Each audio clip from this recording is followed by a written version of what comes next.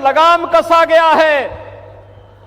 और आपने भी देखा है, आतंकवाद और नक्सलवाद तो पूरी तरह नकेल कसाई गया है, लेकिन अगर कहीं पटाखा का भी थोड़ा सा जोर से आवाज हो जाए तो सबसे पहले पाकिस्तान सफाई देता कि मेरा हाथ नहीं है, मेरा हाथ नहीं है, क्योंकि उसे मालूम है ये नया भारत है। छेड़ता नहीं, लेकिन कोई छेड़ता है तो छोड़ता भी। और कांग्रेस की सरकार के समय क्या होता था? आतंकवाद होता था, मुंबई विस्फोट हुए थे, कांग्रेस के लोग क्या कहते थे? यूपीए सरकार कहती थी आतंकवादी सीमा पार के हैं। अरे सीमा पार के हैं तो आपकी मिसाइल कब के लिए है? जैसे मोदी जी ने एयर स्ट्राइक करके सीधे पाकिस्तान के अंदर घुस करके आतंकवाद को पूरी तरह तबाह किया। और अब तो आपने देखा होगा, ब्रिटेन के एक बड़े समाचार पत्र ने यह लिखा कि पाकिस्तान के अंदर पिछले 3 वर्ष के अंदर जितने बड़े दुर्दांत आतंकवादी थे वे एक एक करके मारे गए। और मारने वालों में भारत की एजेंसी का हाथ है। भाई, जो हमारा दुश्मन है हम उसकी पूजा थोड़े करेंगे।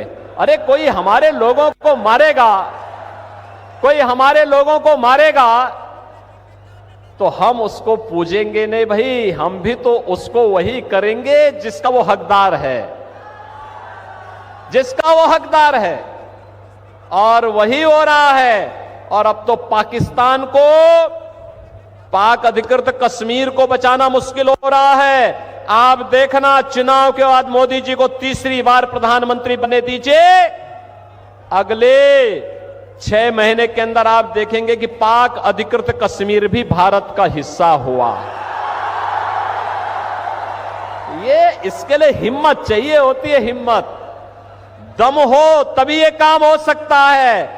ये कांग्रेस की तरह नहीं, कांग्रेस की तरह नहीं, इंडी गठबंधन के नेताओं की तरह, उनके घटक दलों की तरह नहीं कि हम आतंकवाद पर कुछ नहीं कर सकते क्योंकि ये तो पाकिस्तान से, यही तो बोलते थे ये लोग। आज अगर वह कुछ करता है तो वो थोड़ी सी टेढ़ी नजरों से देखता क्या है कि उससे पहले कि वो भारत की तरफ नजरें टेढ़ी करे, उसकी नजरों को ही निकाल करके बाहर कर दिया जाता, कहा जाता चुप, ये नहीं चलेगा। बहनों और भाइयों, ये नया भारत है, बिना रुके, बिना डिगे, बिना हटे, बिना डरे आज मोदी जी के नेतृत्व में विकास की जिस यात्रा को आगे बढ़ा रहा है, आप सबके सामने है।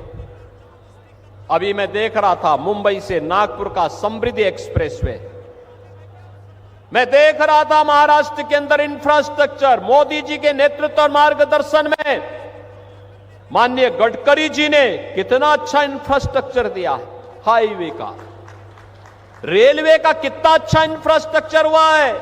नमो भारत, वंदे भारत, अमृत भारत, अत्याधुनिक वर्ल्ड क्लास ट्रेन, मेट्रो, और युवाओं के लिए आईआईटी भी है, आईएम भी है, triple IT, NIT, world class university, AIIMS, दोनों कार्य एक साथ हो रहे हैं। लोगों को अच्छी स्वास्थ्य सुविधा भी मिल रही है और एजुकेशन के बेहतरीन संस्थान भी आज प्राप्त हो रहे हैं। हर घर नल भी है और नल पर जल भी है। बहनों और भाइयों, आप सोचो, कांग्रेस इंडी गठबंधन जो आज बना है, इनके समय में गरीब भूख से मरता था। आज मोदी जी 25 करोड़ यानी 80 करोड़ लोगों को फ्री में राशन दे रहे हैं, 80 करोड़ लोगों को फ्री में राशन। और यही नहीं, जो ये लोग पाकिस्तान का राग अलापते हैं, इनसे बोलो कि जितनी पाकिस्तान की आबादी है उससे ज्यादा लोगों को मोदी जी ने 10 वर्ष में गरीबी रेखा से उभार करके खुशहाल जीवन जीने के लिए आगे बढ़ाया है। मात्र 23 करोड़ एक कमबख्त पाकिस्तान, आप सोचो कहां पहुंचा दिया इन्होंने पाकिस्तान को। अरे हिंदुस्तान में रहता तो भूखों नहीं मरता, उनको भी फ्री में राशन मिलता।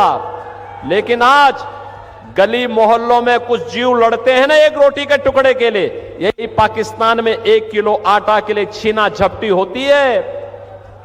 आंदोलन चल रहे हैं, धरना प्रदर्शन चल रहे हैं, बड़े बड़े अभियान चल रहे हैं, आगजनी हो रही है, तोड़फोड़ हो रही है, क्योंकि खाने के लिए कुछ भी नहीं है पाकिस्तान में।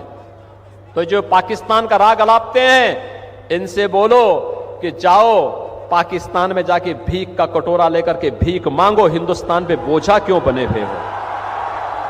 जाओ ना वहीं पे, जाओ वहां पे पाकिस्तान के पास जाकर के वहीं रहो, क्यों हिंदुस्तान पे बोझा बने हुए हो। हिंदुस्तान के इस बोझे को दूर करने की आवश्यकता है। बहनों और भाइयों, 60 करोड़ लोग आयुष्मान भारत में 5 लाख रुपए की स्वास्थ्य बीमा प्रतिवर्ष प्राप्त कर रहे हैं और गरीब का जनधन अकाउंट खुल गया है। 12 करोड़ घरों के लिए शौचालय बन गए हैं, 4 करोड़ गरीबों के मकान बन गए हैं। और मोदी जी ने कहा है कि 70 वर्ष से ऊपर का हर सीनियर सिटीजन चुनाव के बाद प्रतिवर्ष 5 लाख रुपए की स्वास्थ्य बीमा का, आयुष्मान भारत की सुविधा का लाभ प्राप्त करेगा। जितने भी गरीब बचे हैं जिनके पास अपना आवास नहीं है, उनको एक एक आवास मिलेगा।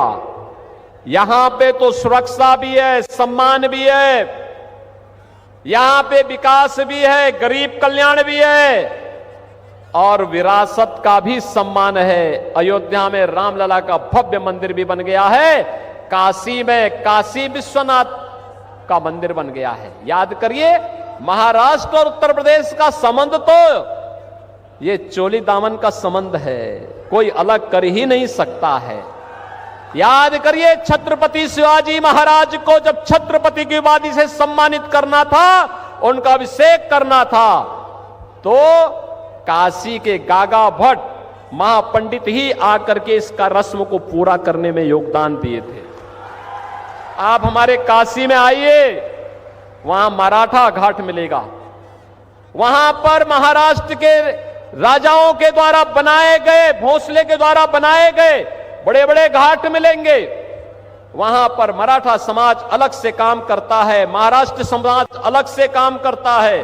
अलग अलग प्रकार के रीति रिवाजों का केंद्र बिंदु आज काशी बना हुआ है। काशी में भगवान विश्वनाथ धाम आज आप देखिए क्या जगमगा रहा है। और काशी के साथ अयोध्या, और अयोध्या के बाद अब मथुरा की तरफ हम आगे बढ़ रहे हैं।